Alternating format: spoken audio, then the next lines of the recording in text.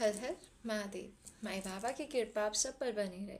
मेरा जो आज का टॉपिक है वो गुप्त नवरात्रि को लेकर है। माई के जिसे कहो कि 9 दिन माता की जो पूजा होती है, जैसे कि आपके चैत नवरात्रों में होती है, सेम वैसे ही आपकी गुप्त नवरात्रि में पूजा होती है, जो माँ के अलग अलग रूप हैं। जैसे कि मैं अगर ये कहूँ कि यहाँ पर जो गुप्त नवरात्रि होते हैं उसमें माँ का गुप्त नवरात्रि में जो 10 महाविद्याएँ हैं, जो माँ की 10 महाविद्याएँ हैं, उनकी पूजा की जाती है, उन शक्तियों का आह्वान करा जाता है।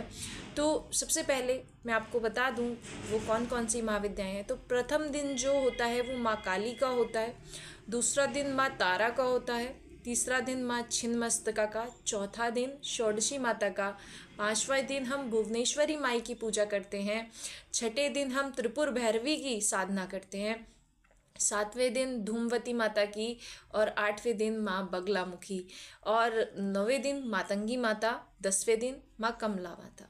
तो ये जो 9 महाविद्याएं हैं, हम इनकी पूजा करते हैं, इनका आह्वान करते हैं ताकि हम 10 महाविद्याओं की प्राप्ति कर सकें, इन सिद्धियों को प्राप्त कर सकें। लेकिन मैं ये कहूँगी कि जो नवरात्रि का मुख्य उद्देश्य है वो ये है ताकि हम अपनी इंद्रियों को संयमित कर सकें और अपनी आध्यात्मिक ऊर्जाओं का, आध्यात्मिक शक्ति का संचय कर सके, साथ में अपनी फेमिनन एनर्जी को एक्टिवेट कर सकें। तो अगर मैं आपको बताऊं कि सभी लोगों में फेमिनन और मस्कुलर दोनों एनर्जीज होती हैं, उन दोनों में जिसे कहो कि शिव और शक्ति ऊर्जा, तो उन शिव और शक्ति ऊर्जा को बैलेंस करना ही जो है वो मेन उद्देश्य है। तो ये जो टाइमिंग हमारा होता है, ये सबसे अच्छा टाइमिंग है कि आप अपने जिसे कहो कि फेमिनन एनर्जी को बैलेंस कर पाएँ। तो फेमिनन एनर्जी को बैलेंस करने के लिए मैं आपको सबसे पहले चीज़ कहूँ कि जो फेमिनन एनर्जी है वो नवरात्रों में, जैसे कि फेमिनन एनर्जी की अगर विशेषता बताऊँ मैं, तो ये जो मतलब क्वालिटी है, एक अदृश्य आध्यात्मिक शक्ति ऐसी जो आपके अंदर अपने आप आएगी, आपकी भावनाओं में, आपकी इमोशंस में, आप करुणा आ जाएगी आप में, जैसे कहो कि आप बहुत इमोशनल हो जाएंगे, आप में पेशेंस आ जाएगा, साथ में आप में सिंपैथी बहुत आ जाएगी दूसरों के लिए। जैसे कि आजकल आपने देखा होगा कि मस्कुलर एनर्जी बहुत अपने आप में एक्टिव है, हमें मतलब धैर्य पेशेंस तो है ही नहीं, साथ में दूसरे को लेकर अगर हम क्या बोलते हैं प्रैक्टिकल लाइफ इतनी ज़्यादा जीते हैं, हर चीज़ में लॉजिक लगाना, इमोशंस तो हम लगाते ही नहीं है, दया तो चली ही गई है ना।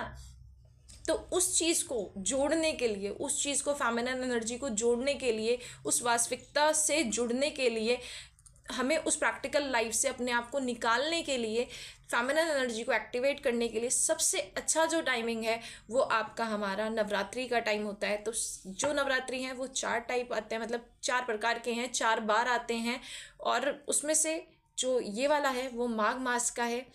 माघ मास की जिसे कहूँगी कि अपने आप में बहुत ज़्यादा पावरफुल टाइम रहता है, बहुत ज़्यादा आध्यात्मिक ऊर्जा को कैरी करने के लिए बहुत अच्छा टाइमिंग है।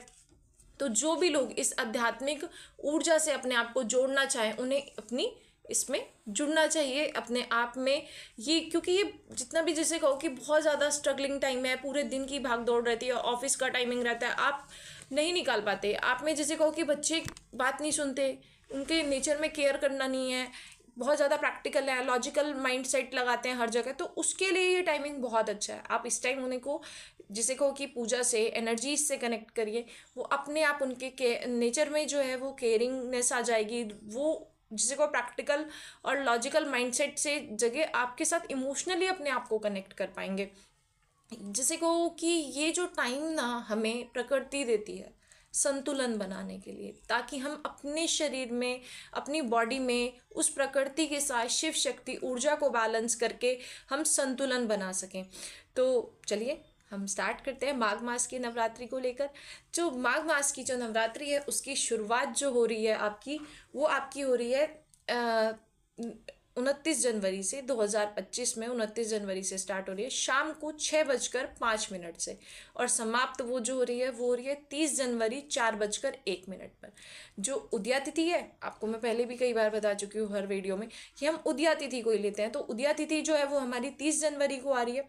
तो माघ मास में जो गुप्त नवरात्रों की शुरुआत है उसका शुभारंभ कब से हो रहा है? 30 जनवरी से।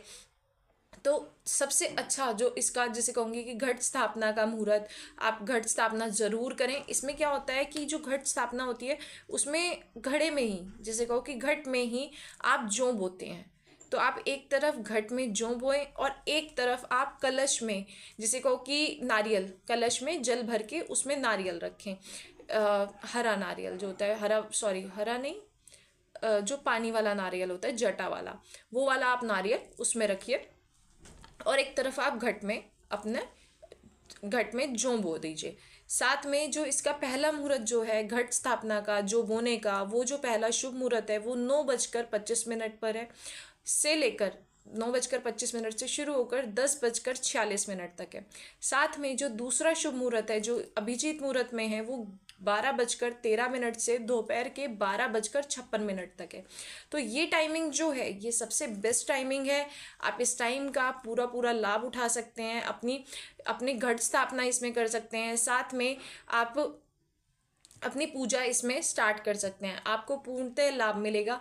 साथ में अगर मैं अब इसकी पूजा विधि की बात करूं तो इसकी जो पूजा विधि है वो थोड़ी सी कठिन होती है और नवरात्रि इसके कंपैरेटिवली थोड़ा सा हार्डफुल रहता है, क्योंकि ये पूजा जो होती है ये थोड़ी गुप्त रखी जाती है, क्योंकि इसी का नाम ही गुप्त नवरात्रि है, तो थोड़ा सा इसको गुप्त रखा जाता है। इसी कारण, गुप्त होने के कारण, साथ में आप जो मंत्रों का आप जप करते हैं उसको भी आपको इसमें गुप्त रखना होता है, कि आप ना तो मंत्र किसी से अपना बताएंगे जो भी आप कर रहे हैं, साथ में आप अपने व्रत का भी नहीं बताएंगे। सबसे पहली चीज़ मैं ये कहूँगी कि आप इसमें अखंड ज्योति प्रज्वलित करें। प्रातःकाल में और संध्या में देवी की पूजा अर्चना करें। गुप्त नवरात्रि में 10 महाविद्याओं की साधना अगर करते हैं, मैं ये कहूँगी कि जो लोग नहीं कर सकते वो मत करें, लेकिन जो कर सकते हैं वो ज़रूर करें।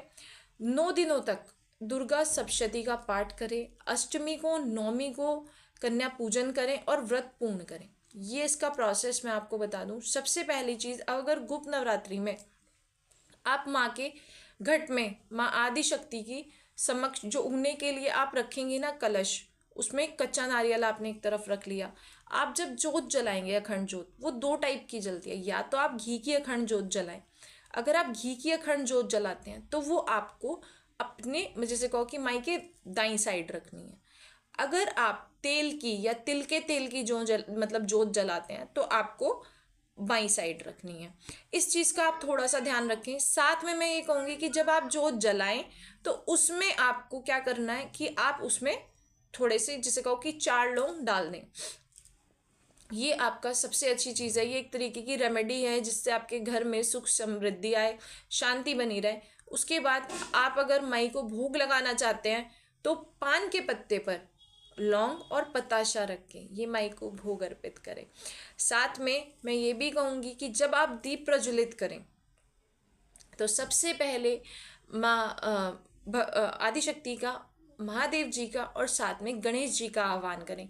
और जो भी आपके विष है, क्योंकि गुप्त नवरात्रों में आपकी जो मनोकामना पूर्ण करने के लिए होता है ना, वो मनोकामना पूर्ण करने के लिए रखा जाता है, ताकि ये मनोकामना आपकी नवरात्रि पूरे होने तक पूर्ण हो जाए। तो उसके लिए आपको क्या करना है, आपको जब आप दीप प्रज्वलित करें तो आपको उनका आह्वान करके अपनी मनोकामना बोलनी है। उस मनोकामना को बोलने के बाद आपको माँ का मंत्र बोलना है दीप प्रज्वलित करते हुए, ओम जयंती मंगला काली भद्रकाली कपालिनी दुर्गा क्षमा शिवा धात्री स्वाहा स्वधा नमस्तुते। आप इस मंत्र के साथ अपना दीप प्रज्वलित करें।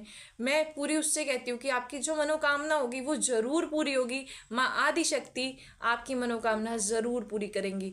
तो साथ में आप ऐसे करके अपनी पूजा को स्टार्ट कर सकते हैं। ये पूरी पूजा विधि मैंने आपको बता दी, और आप ऐसे ही अपनी सुबह शाम आरती रखिए, पूजा अपनी करिए कंटिन्यूटी में, तो इससे आपको बहुत ज़्यादा लाभ मिल। इसके बाद मैं अब सेकंड पार्ट लेकर आऊँगी। इसमें मैं सिर्फ यही बताना चाह रही थी कि आप पूजा कैसे कर सकते हैं, कैसे घट स्थापना कर सकते हैं, आप माई को क्या क्या चीज़ें अपनी मनोकामना पूर्ण करने के लिए कैसे आपको पूजा स्टार्ट करनी है। अब जो है सेकंड पार्ट जो है वो मैं महाविद्याओं को लेकर आऊँगी, कि आप महाविद्या को लेकर किस दिन क्या क्या आपको स्टार्ट करना है, कैसे आपको पूजा करनी है, कौन सी माला पर आपने माई का जाप करना है, उसको लेकर मैं सेकंड पार्ट लेकर आऊँगी। तब तक के लिए धन्यवाद। हर हर महादेव।